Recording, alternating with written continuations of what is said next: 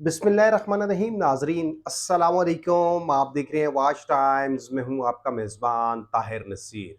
नाज़रीन, आपको मालूम है कि वाच टाइम्स हमेशा से जो वेबसाइट्स आती हैं उस हवाले से आवाज़ बुलंद करता रहा और आपको यही बताता रहा कि जितनी भी वेबसाइट है जो आपको बड़े इनाम का, बड़ी गाड़ियों का लालच दे रही हैं, ये टोटली पोंज़ी स्कीम है। एक दिन इन्होंने स्कैम करना ही है। आपको मालूम है कि माजी में बी फॉर यू के हवाले से हमने आवाज़ बुलंद की, देख लें उसका केस कहाँ पे पहुंचा। आल पाकिस्तान प्रोजेक्ट्स के हवाले से बात की, लेकिन वो चूंकि नैब की जो तीसरी तरमीम आई थी उस वजह से आल पाकिस्तान प्रोजेक्ट का केस नैब से निकल गया।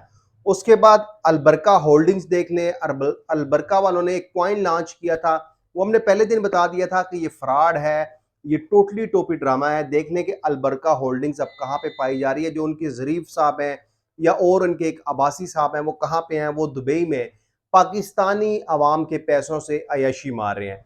फिर उसके बाद आपको मालूम है इन्फिनिट ट्रेड ग्रुप आईटीजी के हवाले से भी हम पहले प्रोग्राम्स में बता चुके हैं कि आईटीजी के जो सफियान हैदर चीमा है वो भी बुनियादी तौर पर इसी तरह का स्केम कर रहे हैं, अवाम को शीशे में उतार रहे हैं। उस हवाले से भी हम इंशाल्लाह एक जो हमारे पास सबूत आए हैं वो सबूत आपके सामने रखेंगे और आपको बताएंगे कि पाकिस्तानी अवाम को किस तरह से उनके साथ ड्रामा किया जा रहा है, किस तरह से उनको लूटा जा रहा है। अच्छा, ये जितने भी नौसरबाज आते हैं, यहाँ पे मैं इनको नौसरबाज इस वजह से कहता हूँ क्योंकि इनकी टारगेट मार्केट वो लोग होते हैं जो इतने पढ़े लिखे नहीं होते। सफियान हैदर चीमा के ऊपर भी बात करेंगे, लेकिन आज का जो प्रोग्राम है वो प्रोग्राम सिर्फ वुल्फ के ऊपर होगा। मैं अपने प्रोग्राम में अक्सर कहता हूं कि वुल्फ का मतलब होता है भेड़िया, और भेड़िया हमेशा रात को निकलता है शिकार के लिए। मैंने इससे पहले वुल्फ के ऑफिस पे गया, वहां पे उन्होंने कहा जी हमारा ओवरसीज वॉरियर का ऑफिस है। इससे पहले ओवरसीज वॉरियर से पहले उनका एक और ऑफिस था, वो जो उन्होंने टीम खरीदी थी। लेकिन केपीएल के हवाले से भी मैं आपको बताऊंगा कि जो जानजेब आलम है उन्होंने क्या फ्रॉड किया है।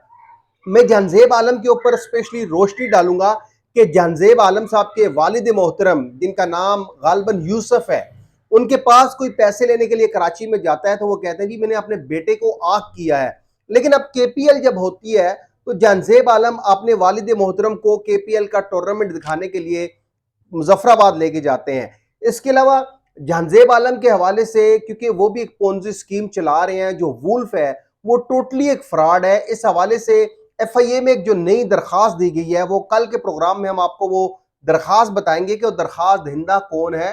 क्योंकि जानजेब आलम के ऊपर हमने जितना वर्कआउट किया है, हम तो पहले यही समझते रहे कि जानजेब आलम वाकई कोई फिजिकल बिजनेस लेके आ रहा है। जानजेब आलम ने अगर केपीएल की टीम खरीदी है तो शायद वो कोई डिलीवर कर पाए।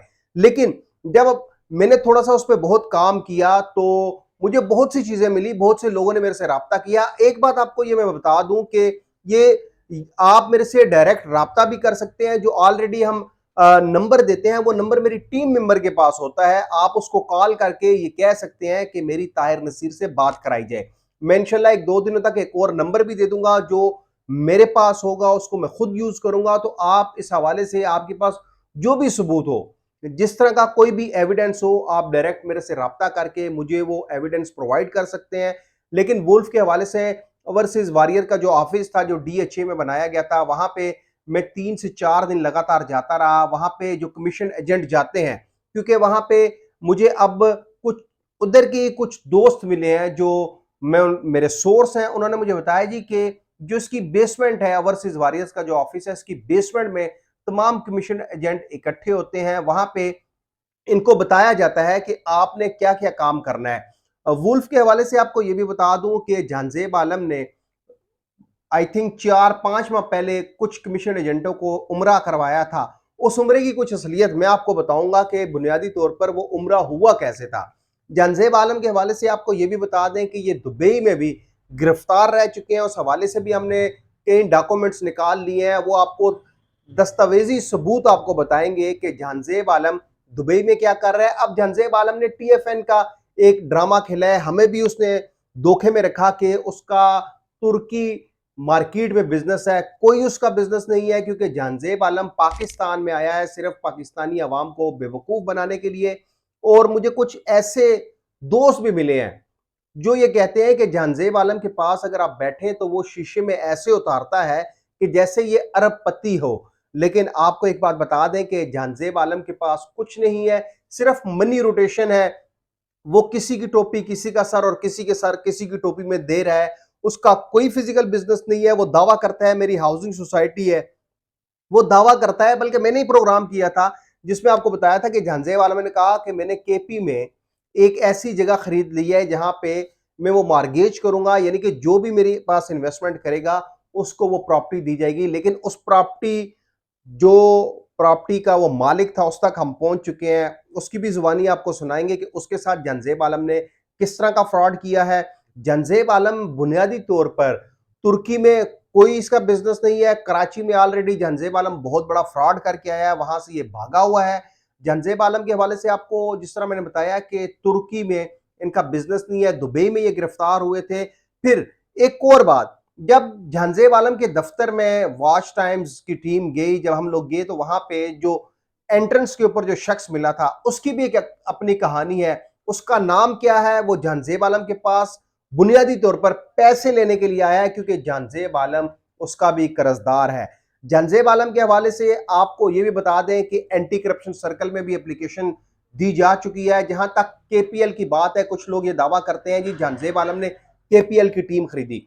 तो मैं ये दावे से कहता हूं कि झांजेब आलम ने केपीएल की जो टीम खरीदी है वहां पे भी जो उसके सदर हैं आरिफ मलिक, उनको भी अंधेरे में रखा गया है, उनको भी पैसे नहीं दिए गए।